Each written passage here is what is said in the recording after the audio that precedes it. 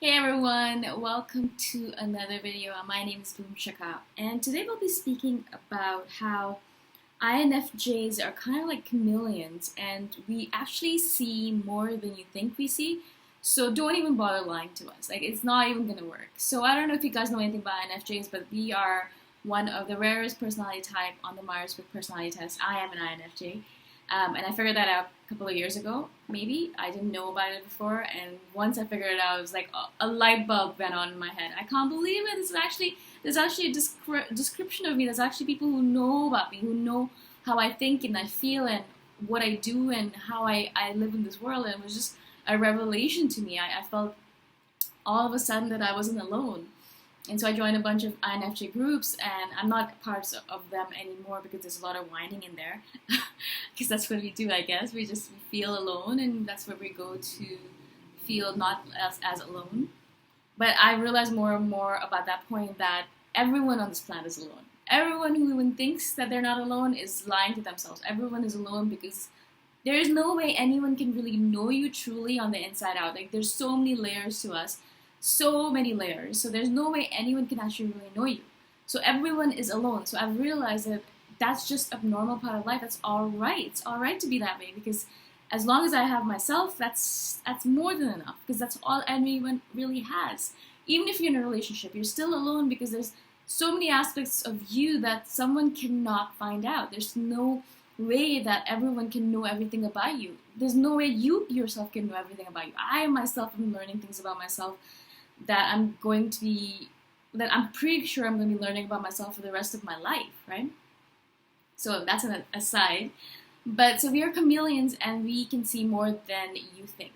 Basically, what happens is that I get a lot of people who try to lie to me or try to show me a part of themselves that's not really true or are fake around me. And it's funny to me, in the past, I would actually see their fakeness or see that they're not being true to themselves or they're hiding parts of themselves or are lying to me. And I would think, okay, you know what, maybe I'm crazy. Maybe this is actually not happening. I think it's happening, but it's not actually happening. But over and over again, I've had my intuition tell me that something was wrong with the person that was in front of me, and it comes up true over and over and over again. So my intuition has been right so many times that now, if it starts beeping and giving me warning signals about the person who's in front of me or about a situation, about whatever, then I look up and I take notice, right? A lot of times I have to be really careful with the people that are, and INFJs in general have to be really careful with the people that we put around us because we're so sensitive and we're so intuitive. If the person, and we're empaths, right? We're highly sensitive and we're empaths. So we take on whatever is around us, we take it on upon ourselves. And so we have to be really careful because there's a lot of people on this planet who are energy vampires who are wanting to cause you harm without intentionally realizing it or sometimes intentionally realizing it. And so we really need to be careful about our energy and about our body and our mental state and our spirituality because there's so many people who are trying to taint it and trying to ruin it, right? So my thing with that has always been I'm really, really careful about the people that I place around me, the tribe that I kind of hang out with, and if someone ever gives me a wrong kind of signal or kind of gets me I feel uncomfortable around them or something happens that triggers like a warning signal in my head, instantaneously I'll step away from that person. Instantaneously. I don't actually even, I've spoken about this in the INFJ door slam. A lot of times it's not even a door slam. It's not like I'm never going to talk to them again, but I'm intentionally and deliberately stepping back from that person in that moment in time because in that moment in time, their energy and my energy is not going to mesh well and I want to protect myself. My constant quest throughout my life has always been to protect myself. I have to make sure that my energy is protected, that my spirituality is protected, my spirit, my heart, my body, my physical body, and my energetic body. All of it is protected because it's so easy for me to take on all of the other things that are going on around me. That's the reason I need to live on my own because I can't live with roommates because there's a lot of stuff that goes on in a human's body, psyche, and mental state, physical state. And what happens with me is I take all of it on. So if they're angry, I'm angry. If they're sad, I'm sad. If they're happy, I'm happy. But a lot of times, most people spend a lot of time in sadness, in depression, in anxiety, in all of those really, really deep-rooting emotions. And I take all of it on. So I'm always unsure about what is going on with me particularly. I can't be sure if I'm actually happy or I'm actually anxious, or am I taking on the anxiety or happiness of the people around me. So I'm really, really careful with the people I hang out with. And if anyone starts displaying some kind of emotion or some kind of negative emotion specifically, then I'm really, really careful to step away from that person right away. It's not like I am saying that, okay, your friendship and my friendship is done. That's not it. I'm saying that I need to protect myself in this moment, and I'm going to step away from you for as long as it takes me to feel comfortable to step back again into your circle. And perhaps that time will never come. So perhaps it'll come, it won't come. It doesn't really matter. A lot of times you might think that INFJs are really cold, cruel people, but the reality of the fact is that we are really sensitive, and we take on a lot of stuff of your stuff, and we are empaths, so we'll take it on for you, and we'll soothe you and calm you down, and you'll feel better after it, and we'll feel terrible. That's what happens every single time. A lot of people in my circle know that, so they're careful about what they put on me, and they warn me, I'm really feeling bad right now. I need you to take on some of my stuff, and I'll prepare myself. I'll be like, okay, I'm gonna strengthen myself. I can do this, and then I can go home after and relax and take care of myself, do some self-care routine, right? But a lot of people don't know that they're putting stuff on me, and I'm taking it all on, and they're feeling better. And that's why they want to hang out with me. That's the reason you guys love hanging out with INFJs. INFJs are charming people. You love hanging out with them because they're going to take on all of your stuff and make you feel better after. And who doesn't want that, right? Who doesn't want to give up all of their anxiety and all that stuff and then feel better after? And so you will love hanging out with INFJs. Everyone loves INFJs. They're charming, great individuals, specifically when they're on. And they're on when they're taking care of themselves. And they're on when they know who they are, which is also very rare, but that's okay. So people want to hang out with us, but we don't want to hang out with people, right? And that's always a conundrum with me. Like, people are always asking me, can you come out, come hang out with us, do this, la la. And if I am in the right space and I've taken care of myself, I'm like, all right, cool, let's do it. But instantaneously, as soon as the energy dips or anything happens where I feel like people are trying to pull from me and not giving back to me, if it's like a unfair exchange, because INFJs are all about justice and fairness. If it's unfair in any way, instantaneously our light bulbs, our warning signals goes off, and we think to ourselves, okay, I need to leave now. I need to walk away from the situation because it's scary. It's getting scary right now. I want to take care of myself, right? That's our paramount duty as INFJs. If you're an INFJ listening, your paramount duty as an INFJ is to take care of yourself. Nothing else matters. No, nothing else matters except you taking care of yourself. And I'm not even joking about it, because if you don't take care of yourself, it's very easy for an INFJ to degrade and to lose their health, to burn out, to not take care of themselves, to get sick, because we are really good at giving and not very good at receiving. And so that's the reason I spend a lot of time on my own, because I'm not good at receiving, but I'm good at taking care of myself on my own. Because if there's anyone around me, I'll spend all of my time taking care of them. I will not spend any time taking care of me, because that's how we are. That's who we are. We are caretakers.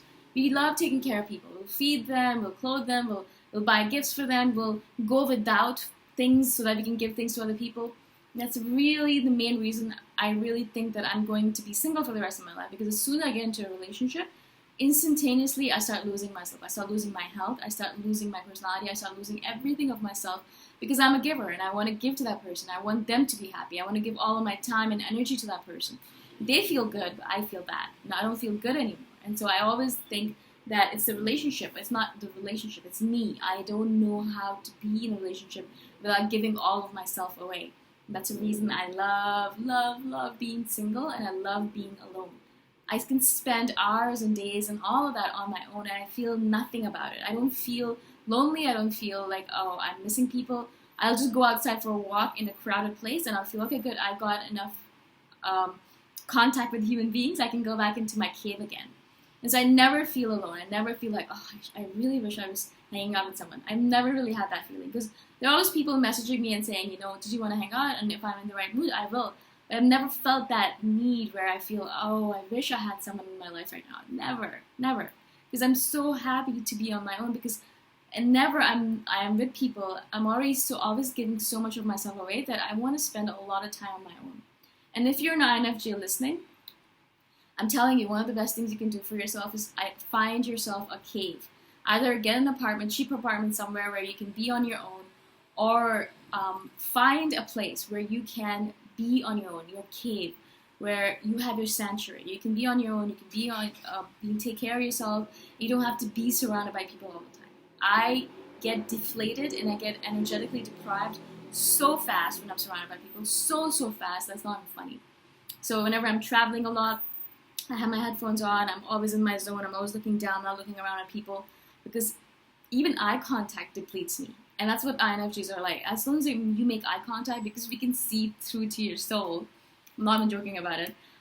So we know exactly what's going on inside of you. So if you're feeling tense, or if you're feeling sad or depressed, we'll take that on for you. And in that moment, you'll feel, oh, I feel better all of a sudden.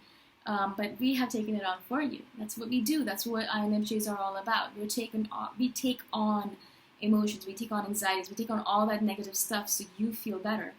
But we don't want to do that all the time. We want to because we're INFJs, but we shouldn't be doing that all the time, is what I should say. Because it's depleting for us. It's not good for us to be that way. It's absolutely crap. It's actually not good for us at all. And a lot of us forget that. And that's why I have to constantly remind myself to take time for myself, take time to take care of myself, give to myself, however it might be. Getting a massage, or getting a mani-pedi, or feeding ourselves. A lot of times INFJs will forget to feed ourselves because we forget to take care of ourselves. We're very poor at taking care of ourselves. Self-care, self-nurturing is crapola. And we don't actually know how to do it. I have to force myself to take care of myself. I forget that I'm hungry. But if anyone else is hungry, then I'll remember, oh, right, I'm a human being. I need to eat. So I'll eat as well when someone else is eating. But if no one else is eating around me, and if I'm on my own, I could go the whole day without eating because I'll forget about it. And then I'll get a hunger headache, and I'll realize, oh, shit, I haven't eaten all day. Even with water, I have to carry these bottles around with me all the time. Otherwise, I forget to drink water. And then I get a headache, and I realize, oh, shit, I think I'm dehydrated, So INFJs are terrible at this stuff, terrible. Even combing our hair, like I haven't combed my hair today because we're horrible at this kind of stuff. We forget. We're not really truly living in our bodies, but we're living in our heads all the time. And in your head, your body doesn't really matter. You have to be really, really careful about that with INFJs. You have to really ensure that either if you date an INFJ, or if you're with an INFJ or as a friend, make sure that they eat properly and they drink water constantly. Take a sip. Because otherwise they'll forget. They'll absolutely forget. A lot of times my sister has to remind me, did you comb your hair today before going out? And she has to remind me, did you change your clothes before you go out? Did you switch off the lights? All that stuff. It has to be reminded to us. I've been getting better and better. I'm 33 years old now, so I'm learning and I've learned and I know a lot about myself, so I know how to take care of myself. I live on my own and I can do it.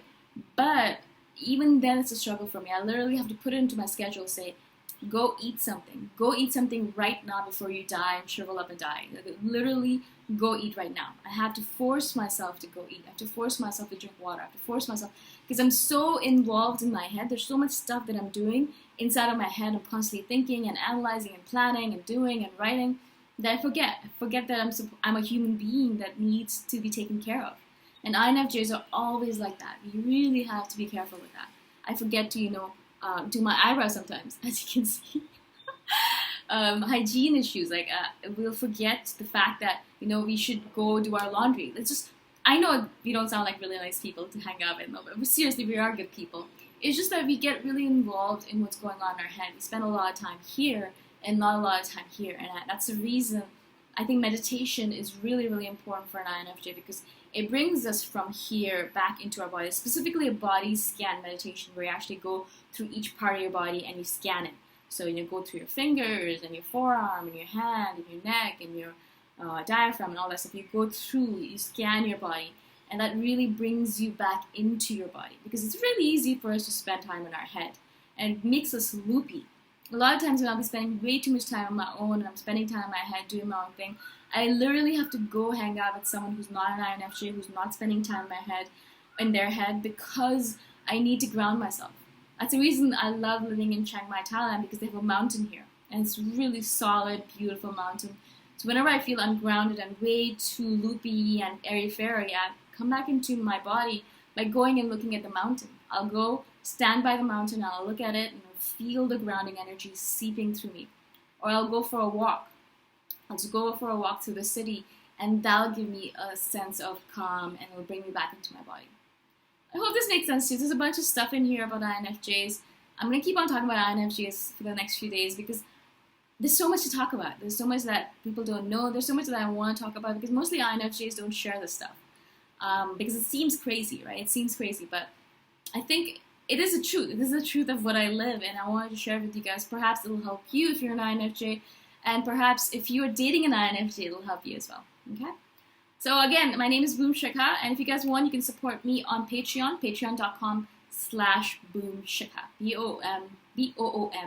BOOMSHIKHA. Talk to you guys next time around. Bye for now.